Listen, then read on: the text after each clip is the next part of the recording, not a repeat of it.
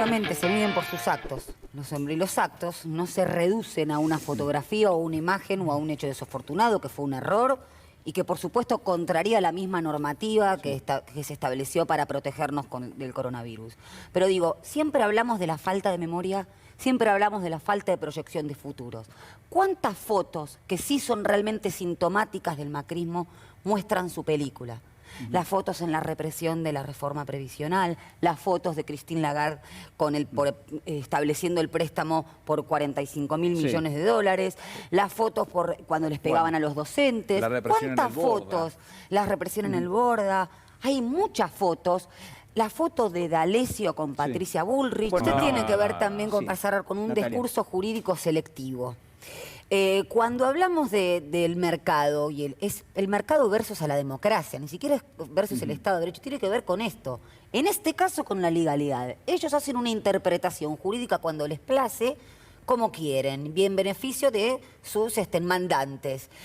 Por ejemplo, con Patricia Bullrich, por ejemplo, con Samir Santoro. Es decir, en ese caso es libertad de locomoción, libertad de expresión o libertad de ocurrir a la justicia. En cambio, cuando se trata de tal vez la misma conducta objetiva, pero es de un gobierno nacional y popular o que representa otros intereses, bueno, ahí sí hay un análisis bien circunscripto del hecho y no tiene nada que ver o los endeudamientos o las represiones o las políticas en general. Yo creo que hay que hablar de política, que es de lo que ellos no pueden hablar. Ahora, también del presente absoluto. Cuando vos no tenés la obligación de explicar lo que hiciste hace 3 días atrás, que estabas con el bombo, la bandera ahí quemando un barbijo, entonces te podés pronunciar absolutamente de cualquier cosa. Eso lo vemos en hospitales, lo vemos con lo necesario que hubiese sido en fábricas, lo vimos en trabajo. No lo vimos en trabajo porque llegamos a 2 dígitos de desempleo, destruyeron 25.000 pymes, hicieron una mesa judicial.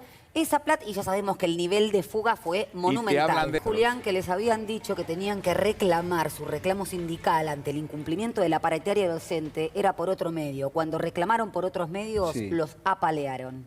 A los docentes, educación. Ahí ya tenemos trabajo, economía y ahora educación. A ver, vemos la que sigue, por favor, señor director. De este álbum de fotos. Bueno, acá, ¿no? También.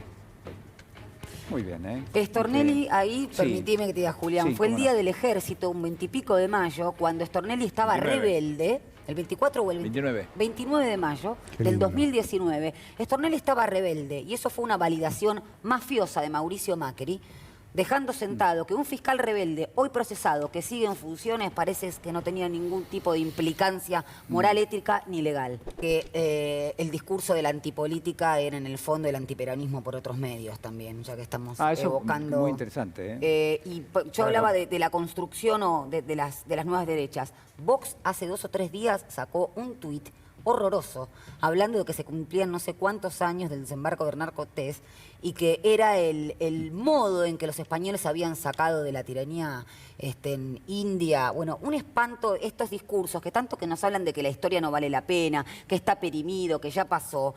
El mito del eterno retorno en este aspecto tiene que ver porque se trata del mismo antagonismo. En un mundo donde la economía financiera ya se ha comido la economía productiva, ¿cómo puede ser que sigamos pensando que esos delitos financieros que Macri cometió y todo su gabinete no son los más trascendentes y los más importantes? Ese es el verdadero antagonismo. Pero a ver, entonces... Julián, hoy es el Día de las Infancias. ¿En qué le llega a la gente? Bueno, justamente los chicos o los niños que hoy son niños van a tener que terminar pagando esa deuda a 100 años y justamente también la deuda con el Fondo Monetario Internacional. Ahí está la implicancia, el condicionamiento del futuro. Yo lo que quiero decir. Bien, homologar, ¿no? La pandemia era lo mismo que la dictadura militar. Y eso es lo que intentan hacer ahora, ¿no? Homologar. Y no es lo mismo que los adultos mayores tengan los remedios o que el Estado no los provea, no es lo mismo los tarifazos de 2000% que justamente los esfuerzos que se hacen para los no aumentos, no es lo mismo una política económica de restricción que una política económica de mayoría. Que en Comodoro Pi hay una doble vara. ¿Por qué? Porque el juez Ercolini en el marco de la causa Cuadernos sobreselló a los directivos del Grupo Techin, Paolo Roca, Betznasa, que es el vicepresidente de la Unión Industrial Argentina, por supuesto en un fallo que es un escándalo jurídico, porque en definitiva siempre se procura esta impunidad estructural de los grupos económicos, siempre hablamos de la dictadura y lo ponemos en estos términos actualmente acá. ¿Y por qué digo doble vara? No solamente respecto del poder político, del poder económico, sino respecto de ciertos empresarios también. Este grupo, ¿no? El grupo Indalo también fue perseguido, aun cuando siendo un grupo económico, porque no se ponía al servicio de lo que fue en su momento la persecución, el armado de causas y la mesa judicial del macrismo. Bueno, Ercolini, que es un gran amigo de Lorenzetti, lo que hizo fue sobreseer a Paolo Roca, a Betnaza y a Zabaleta. Y lo que dijo a pesar de que se había reconocido... Claro, cambiaron incluso el delito, porque claro, en el caso de cohecho sería activo y pasivo. En este caso han procesado a los funcionarios. En este caso lo que dijeron es que, bueno, estaban sobreseídos por ese delito porque había una suerte de estado de necesidad.